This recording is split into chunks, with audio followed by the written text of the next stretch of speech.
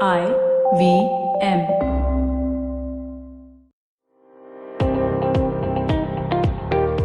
Welcome to All Things Policy, a daily podcast by the Takshashila Institution. We are a bunch of policy nerds based in Bengaluru, and we like bringing fresh perspectives to Indian affairs and Indian perspectives to global affairs. So grab a cup of coffee, sit back, and join us for today's chat. Hello and welcome to All Things Policy. A couple of days ago, I discovered something absolutely fascinating about Japan in the Second World War. Now, Japan's track record in the Second World War is highly checkered, not least for its horrific human rights abuses in terms of the kind of experiments it was conducting and, of course, in the way that it conquered many other Asian countries, as well as, of course, its unprovoked attack on Pearl Harbor and the disastrous nuclear explosions over Hiroshima and Nagasaki that brought its campaign of conquest to an end. But here's something that I didn't really know about Japan in the Second World War, which was it was also innovating a lot of new classes of military combat vehicles. It turns out that the Japanese were experimenting with something called the I-400 class submarine, which is a submarine that is so massive that it's basically an underwater aircraft carrier that carries 3 bombers. And the Japanese had this plan to build, if I recall correctly, almost 20 of these underwater aircraft carriers that could sneak in very close to the American coastline, launch devastating bombing attacks deep inland, and then vanish as suddenly as they had come. The whole idea being to kind of create this fear among the American population that would force the American government to come to the negotiating table. Now, as it happened, things didn't really pan out the way that the Japanese would have liked them to. There was a devastating battle, the Battle of Midway, at which they lost most of their aircraft carriers. And by the time that these I-400 class submarines eventually were commissioned, it was too late. The war had decisively turned. And in fact, while the first I-400 class submarine was actually on its way to attack an American military target, the Americans dropped their bombs on Hiroshima and Nagasaki and forced Japan to end the war. Now, what we're going to be doing over the course of this podcast is more generally discussing military innovations.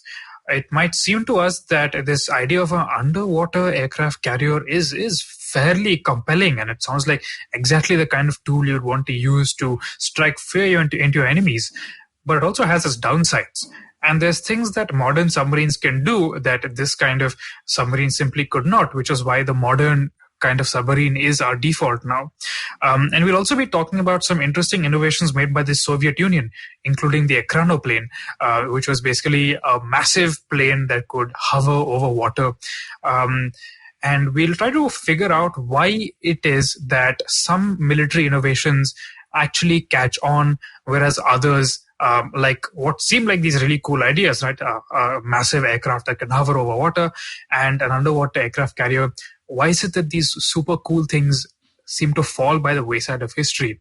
So without any further ado, welcome Aditya, and let's talk. Thanks, Anirudh. Like you said, the I-400 is a really fascinating example of a military innovation that didn't quite succeed. But you have to give props to the Japanese designers and engineers for thinking of this. Why would you have a subsurface aircraft carrier? The reason is essentially stealth. Normal aircraft carriers are, of course, these large surface vessels that go around in strike groups. In fact, even when the Japanese launched their attack on Pearl Harbor, in 1941, they had to take a very circuitous route going through the Kuril Islands and the North Pacific, which is a part of the world's oceans, which is even today quite far from most sea lanes, is quite desolate. And that was absolutely necessary in order to achieve surprise. Now, this happened during peacetime. In the middle of the war, when you have American ships prowling the waters of the Pacific, it was not possible for a bunch of Japanese aircraft carriers to simply go out into the Pacific and go and attack American land-based targets. So the idea of a submarine aircraft carrier made some sense. Now, just to give our listeners some context about how the submarine might work, it would travel underwater, but when it had to launch its aircrafts, it would surface.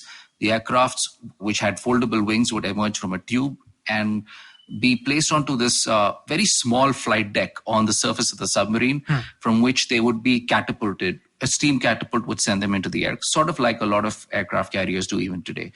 And so then these specially designed bombers would go and attack American targets, and they would have floats on which they would land back on in the water after their mission was over, and a foldable crane on these submarine aircraft carriers would then bring them back onto the ship. Fairly cumbersome. And even once you decided to launch those aircraft, up from the moment you surfaced to the moment you launched all 3 aircraft, and by the way, that's all each submarine could carry. It could carry just 3 aircraft. By the time you launched those 3 aircraft, it would probably be about 45 minutes. So it was a time in which you would be fairly vulnerable. This was a stealth operation, so you would not have escorts around you to protect you. Your protection was entirely in not being detected.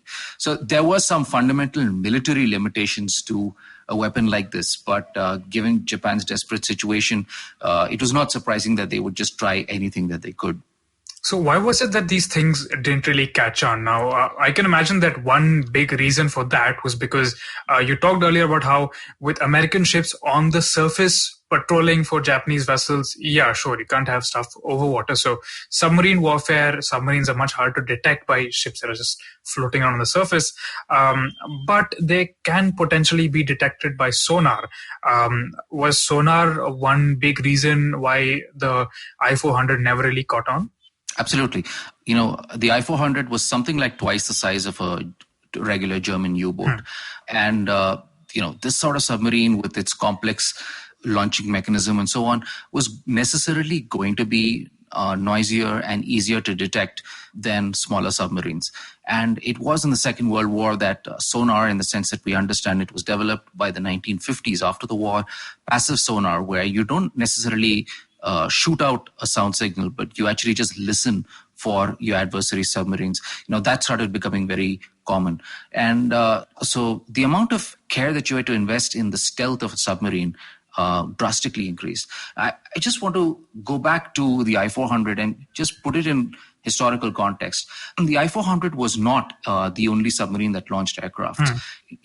That whole period between the First and Second World Wars is a period of some of the most intense and creative military innovation in all human history.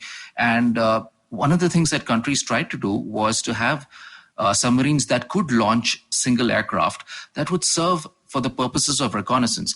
A submarine back in those days, once again, did not have sonar, so it needed to know where enemy shipping was. The role of submarines was to attack surface ships, including surface merchant ships. And if you didn't know where those ships were, it was, you just basically had to depend on luck. Having those aircraft, being able to launch them out, being able to spot convoys was, at least in theory, a very useful capability to have. What made the I-400 different was that it wasn't just looking to enhance maritime operations, but it wanted to create a land attack role for these submarines. Now, consider the situation after the Second World War. Like I said, sonar became a lot more important. The other big difference was aviation had changed. The planes that the Japanese planned to launch from the I-400 were basically propeller planes. By the 1950s, most new attack aircraft were jet-powered. Now, launching a jet-powered aircraft from the tiny deck of one of those submarines is really difficult. This immediately creates a problem.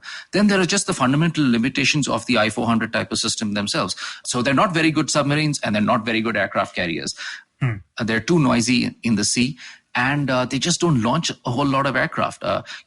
3 aircraft versus 36 aircraft on a regular aircraft carrier. There's no comparison in terms of the firepower that you can deploy. Yeah. And the Americans did think about this sort of submarine aircraft carrier, and they did fool around in the 50s with something that they called the AN-1. And their idea was to launch these jet aircraft vertically, almost like a rocket. So again, props to them for trying, just like with the Japanese. But it's very hard to make this concept work. That's an interesting thing to me. There's so many concepts that, at least on paper, sound so absolutely cool. But and the thing is that when you have a nation that's in the grip of this military paranoia, if I can use that term, and you basically have the entire country's R&D budget at your disposal, there's all kinds of crazy projects that get off the ground. If these are things that actually come into the public domain, I can't even imagine the absolutely batshit crazy things that the Americans have actually gone out and developed over the years. This actually reminds me of this other concept for what is called the Acronym Plane, which I mentioned at the beginning of this podcast. So the Acronym Plane is basically this massive looking aircraft that would basically ski or really hover over a large body of water. So imagine it as basically something that like a ship with wings, except it can move way faster than any ship. And it can also basically fly over most waves. And so imagine something like a flying ship deployed somewhere in the Black Sea, for example, where, as we recall, the Soviets and NATO were very much at loggerheads because of the fact that, the southern part of the Black Sea was controlled by Turkey, which was a part of NATO, whereas the Soviets controlled Ukraine and, the entire northern half of the Black Sea. Potentially, if you could make these planes actually work, right? These planes / ships actually work, you could very rapidly move past enemy positions, deploy enormous amounts of men and material onto course, quickly hammer them or quickly retreat, and especially if they moved with an escort of ships. In theory, it seemed like an absolutely great idea. And honestly, looking at videos of Soviet Acronym it's fairly awe-inspiring to think of the kind of engineering prowess that went into them. But these things are just not practical. Just like the I-400 was not a very good aircraft carrier, nor was it a very good submarine. The Acronym wasn't a very good transport plane, nor was it a very good ship. And even though it could transport large amounts of men and material, it couldn't do it as effectively as just a transport aircraft or just a transport ship. It also performed infamously badly in choppy waters. It moved a lot faster than most of its escorts could, so potentially it could be highly exposed. And as a result, this just proved to be yet another very expensive military experiment that didn't really go anywhere. Yeah. One of the things that a lot of these fascinating experiments struggle with is what is the use case? What is the use that you will put an Acronym to? Similarly, what is the use that you will put the I-400 submarine aircraft carrier to? And can't that role be carried out by some other existing platform, maybe with some improvements, some modifications? And very frequently in military innovation, the nearly as good usually wins out over the absolutely perfect but much more expensive option.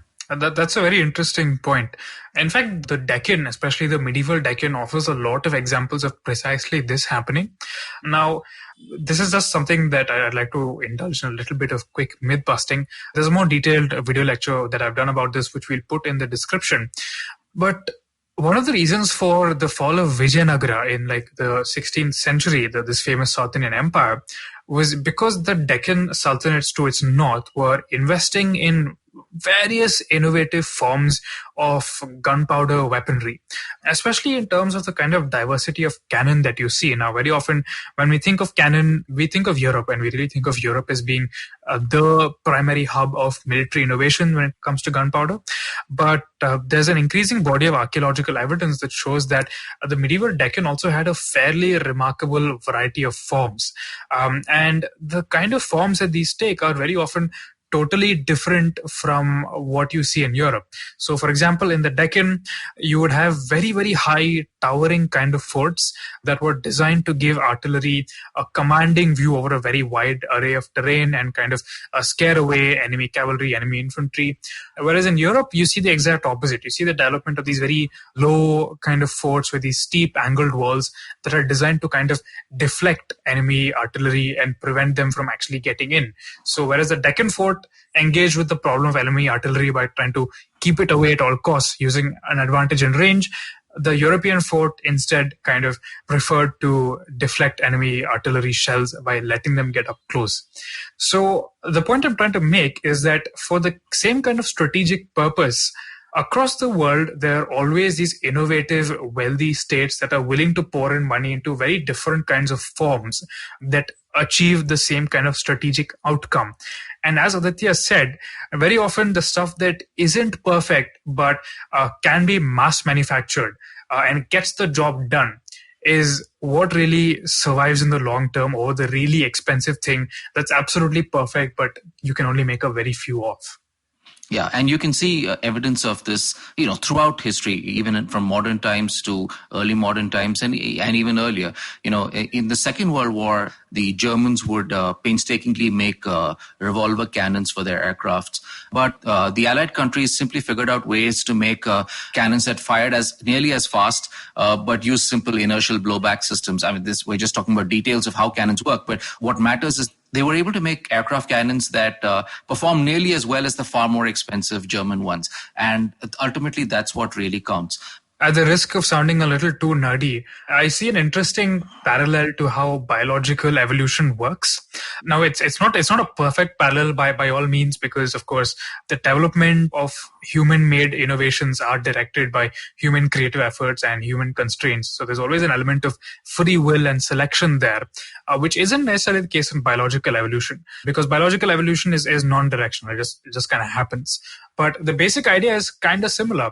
You see that there are a wide variety of different forms that eventually emerge. And very often it's not necessarily the best form, the bulkiest, the biggest form that ends up surviving, but the one that's just about good enough. And in the long term, something that's just about good enough and doesn't take a lot of energy to create, even in a biological context, in the long term is going to produce enough copies of itself that it's going to win out over the thing that's absolutely perfect, but that takes a really, really long time to kind of reproduce itself. Absolutely, Anirudh. And in fact, you're not even the first person to think of this metaphor of biological evolution when considering military change. In fact, a lot of people who study military innovation use this idea of punctuated equilibrium, meaning there are periods of rapid change followed by periods of more sustained equilibrium that sees gradual change, and that those gradual changes do matter, but they're not as dramatic as those periods of absolutely revolutionary change. And that brings me back again to the I-400, the Japanese experimental submarine aircraft carrier. The idea of launching aircraft from submarines has largely failed throughout the 20th century, but do not write it off in the 21st century. There are a few technological changes, once again, that might make the idea attractive. The biggest of these is simply the fact that you don't necessarily need a pilot in the aircraft. The minute you have a small UAV, even a small diesel-electric submarine could potentially launch such aircrafts for a reconnaissance role. And that reconnaissance role at sea is really important for aircrafts because it helps them spot other vessels, it helps them spot other aircrafts, including maritime patrol aircraft. These could also potentially in the future be used for some sort of loitering and attack role.